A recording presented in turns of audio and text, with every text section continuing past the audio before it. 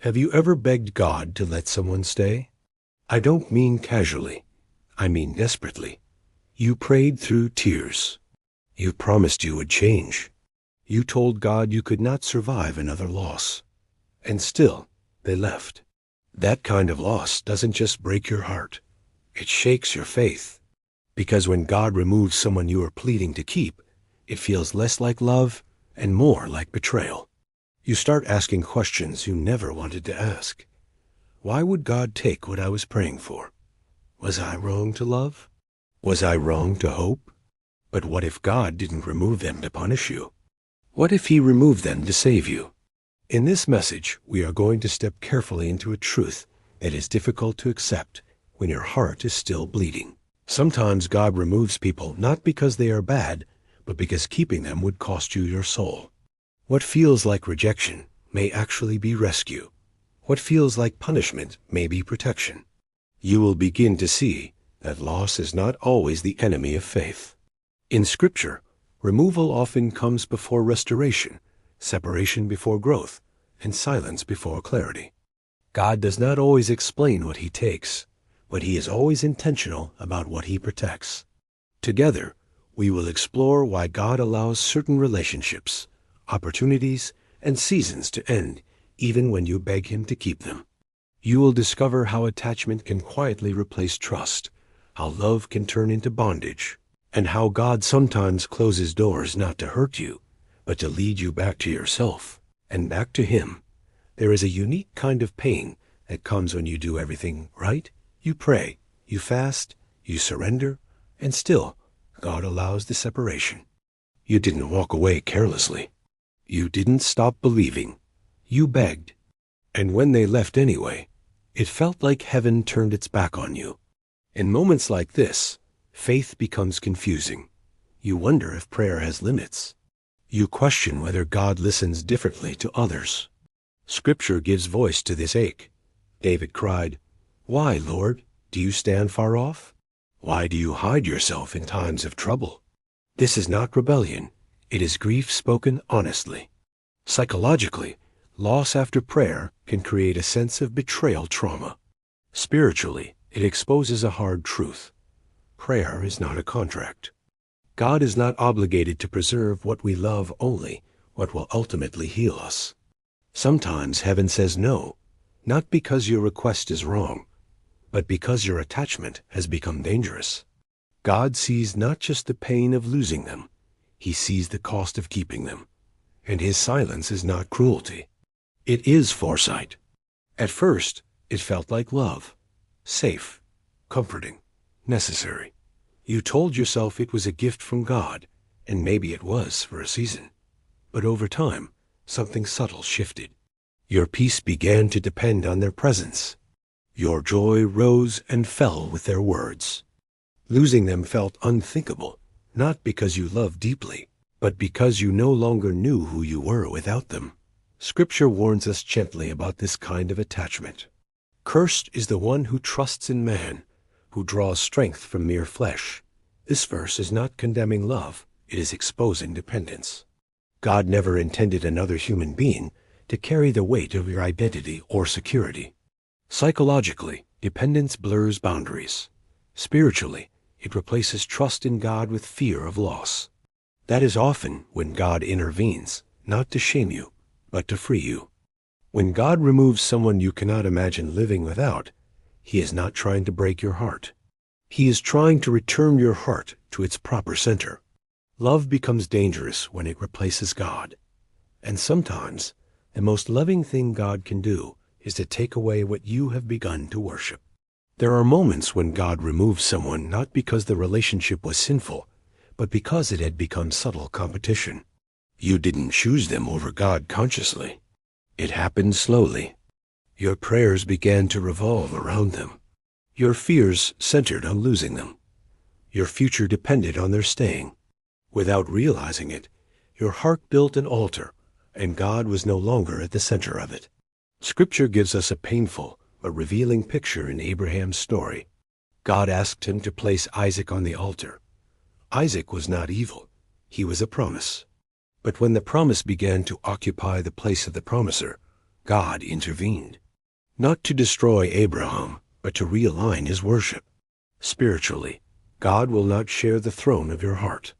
Psychologically, when someone replaces God, losing them feels like losing oxygen. That is why the separation hurts so deeply. God removes what competes with him, not because he is insecure, but because he knows idols eventually destroy those who bow to them. What he takes away may feel like cruelty until you realize he was protecting you from a slow, invisible collapse. Sometimes God removes someone not because of who they are now, but because of where the road with them leads. You saw comfort. God saw compromise. You saw companionship. God saw a future that would slowly drain your faith, your courage, or your calling. And because you could not see that future, his decision felt harsh. Scripture reminds us, "Trust in the Lord with all your heart and lean not on your own understanding." This verse is not poetic encouragement. It is a warning. Your understanding is limited to what feels good today. God's understanding stretches into consequences you have not yet lived. Psychologically, we judge relationships by relief. Spiritually, God judges them by fruit. Some connections feel right because they numb pain, not because they lead to growth. God sees how certain bonds would require you to shrink, stay silent, or slowly trade obedience for belonging. When God closes a door you are knocking on, he is not being unkind. He is standing between you and a version of life that would cost you more than you are prepared to lose. Silence, then removal, becomes protection. There is a quiet tragedy that happens in some relationships. You don't just love them, you disappear inside them. Your voice softens. Your boundaries blur. Your dreams become smaller so the relationship can survive. You tell yourself this is sacrifice, but slowly you lose the person God created you to be.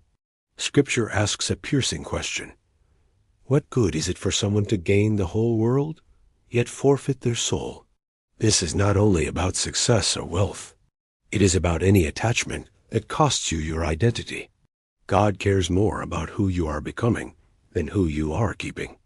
Psychologically, losing yourself feels safer than being alone. Spiritually, God will not allow you to remain where your soul is shrinking. That is why removal often feels violent, because it interrupts a pattern of self-erasure.